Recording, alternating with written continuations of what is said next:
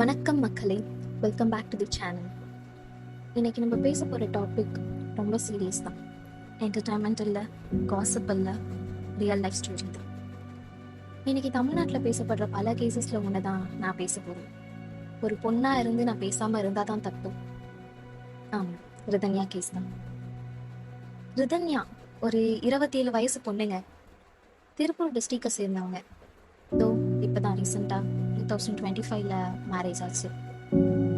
Marriage டைமில் எல்லாம் சந்தோஷமாக தான் போச்சு. வழக்கம் போல் எல்லா பொண்ணுக்கும் இருக்கிறது தான்.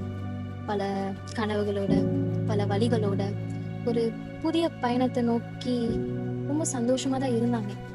ஆனால் அப்போ அவங்களுக்கு தெரியாது இது எல்லாமே ஒரு நைட்மேராக மாறப்போகுதுன்னு.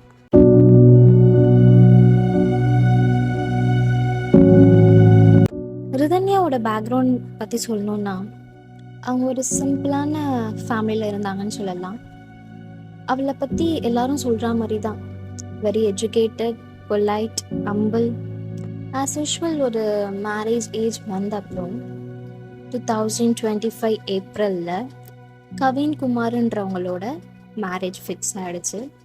ஸோ இவங்களுக்கு டவுரியாக அவங்க அப்பா என்ன கொடுத்தாங்கன்னா 100 சவரன் நகை, அதாவது 800 கிராம்ஸ் கோல்டும் 70 லட்சம் மதிப்புள்ள ஒரு வால்வோ காரை கொடுத்துருக்காங்க. இது வரைக்கும் லைஃப் எல்லாமே சந்தோஷமாக தான் போச்சு. ஆனால் இதுக்கப்புறம் தான் ரியல் ப்ராப்ளம்ஸே ஸ்டார்ட் ஆச்சு. ரிதன்யா மேரேஜ் பண்ண கவினை பற்றி சொல்லணுன்னா ஒரு 28 இயர் ஓல்டு காய் தான். Then Tiruppur urban district Congress president R கிருஷ்ணனோட கிராண்ட்சன். கல்யாணம் ஆகி ஒரு 10 to 15 டேஸ்லேயே ரிதன்யா டெய்லி ப்ரெஷரை ஃபேஸ் பண்ண ஆரம்பித்தாங்க. ஸோ அது எந்த மாதிரியான ப்ரெஷர்னால், எங்களுக்கு 100 சவரன் தங்கம் பத்தாது, இன்னும் 200 சவரன் தங்கம் வேணும் அப்படின்னு சொல்லிட்டு அவங்க இன்லாஸும் சரி, அவங்க ஹஸ்பண்டும் சரி டெய்லி மென்டல் ப்ரெஷர் கொடுக்க ஆரம்பித்தாங்க. ஸோ இது மட்டும் தானா அப்படின்னு பார்த்தா இது மட்டும் கிடையாது. டெய்லி ஃபிசிக்கல் அப்யூஸும் அவங்க ஹஸ்பண்ட் மூலியமாக அவங்க அனுபவிச்சுட்டு தான் இருந்தாங்க.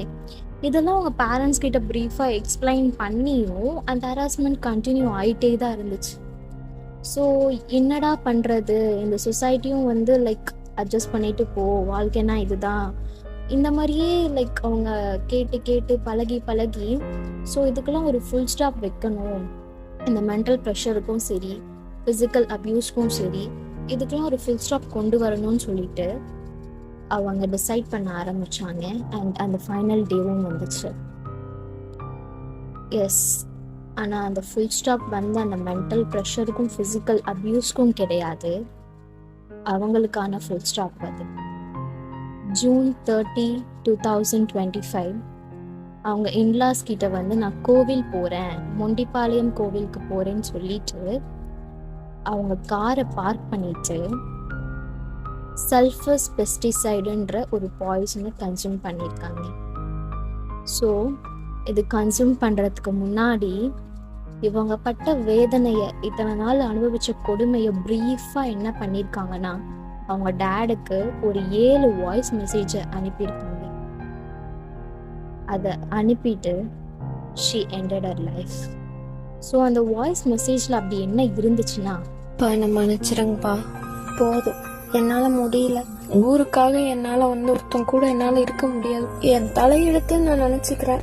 இந்த பஞ்சாயத்து, கோயிலுக்கு கூட்டிகிட்டு போகிறது, பஞ்சாங்கம் பார்க்கறது, இதனால என்னைக்குமே ஒரு பிரச்சனை சால்வ் ஆகாதுங்கிறது ரொம்ப தெளிவாக தெரிஞ்சுக்கிட்டேன். சாரிப்பா, நான் உங்களுக்கு பிறந்ததே முதல் தப்பு, மன்னிச்சிருங்க, சாரி.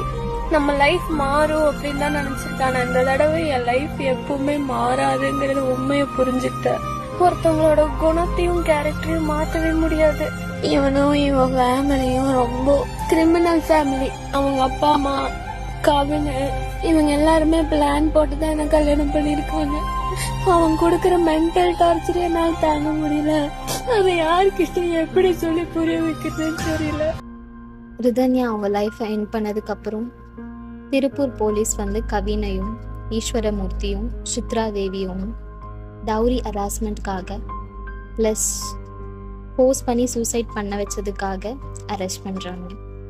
தென் சம் பொலிட்டிக்கல் ப்ரெஷர்னால அவங்க மதர் இன் லாவை மட்டும் கண்டிஷனல் பெயில் கிராண்ட் பண்ணுறாங்க. அவ்வளோதாங்க, ஒரு பொண்ணோட லைஃப் வந்து முடிஞ்சிச்சு. ஸோ இதுக்கப்புறம் வந்து நம்ம நிறைய justice for Rithanya and then நிறைய ஸ்லோகன்ஸ்லாம் ரைஸ் பண்ணுறோம். அதில் ஒரு ஸ்லோகன் வந்து divorced daughter better than dead daughter. நம்ம ரிதன்யா இறந்ததுக்கு இதுக்கு மேலே வந்து 200 சவரன் அவளால் ஆஃபர் பண்ண முடியாதோ, இல்லை ஃபிசிக்கல் அபியூஸ்னாலும் அவள் இறக்கலை. சொசைட்டியில் ஒரு பர்சனாக நம்மளோட ஹியூமனிட்டியை வந்து லாஸ் பண்ணிட்டோம். ஸோ இதுதான் ரீசன் நான் நினைக்கிறேன். ஆனால் இதை பார்த்துட்டு இருக்க எல்லா பொண்ணுங்களுக்கும் நான் ஒரே ஒரு விஷயம் மட்டும் சொல்லிக்கிறேன். சொசைட்டி இன்னைக்கு இப்படி பேசுகிற சொசைட்டி தான் நாளைக்கு அப்படியும் பேசும்.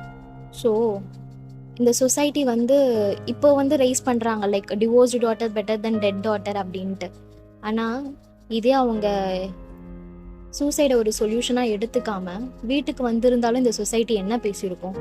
10-15 நாள்லேயே கல்யாணம் ஆகிட்டு வீட்டுக்கு வந்துட்டா பணத்திமிரு, ஏன் அட்ஜஸ்ட் பண்ணிட்டு போனா என்ன? இந்த அட்ஜஸ்ட் பண்ணிட்டு போனா என்னன்ற வார்த்தையை அவங்க வாய்ஸ் மெசேஜ்லையும் மென்ஷன் பண்ணியிருக்காங்க. ஸோ இந்த மாதிரி சொசைட்டிலாம் பேசும் பயந்து அவங்க ஒரு சூசைடை ஒரு சொல்யூஷனாக எடுத்துட்டாங்க. ஸோ இதை பார்க்குற பொண்ணுங்களுக்கு நான் என்ன சொல்ல வரேன்னா, இந்த சொசைட்டி எப்படி வேணால் பேசும், ஏன் கெட்டவள்னே சொல்லிக்கிட்டோமே, இன்னைக்கு கெட்டவன் சொல்கிறவங்க தான் நாளைக்கு நம்மளை நல்லவன் சொல்லுவாங்க. அதுக்காக நம்ம உயிரை தியாகம் பண்ணணுன்ற எந்த அவசியமும் இல்லை. முடிஞ்ச அளவுக்கு ஃபேஸ் பண்ணலாம். அப்படி கெட்டவனா இப்படிப்பட்ட சொசைட்டியில் கெட்டவளாகவே வாழ்ந்துக்கலாம், பிரச்சனையே இல்லை. ஸோ தேங்க்ஸ் ஃபார் வாட்சிங். Take care and respect must begin at home. Like பண்ணுங்கள், ஷேர் பண்ணுங்கள், கமெண்ட் பண்ணுங்கள்.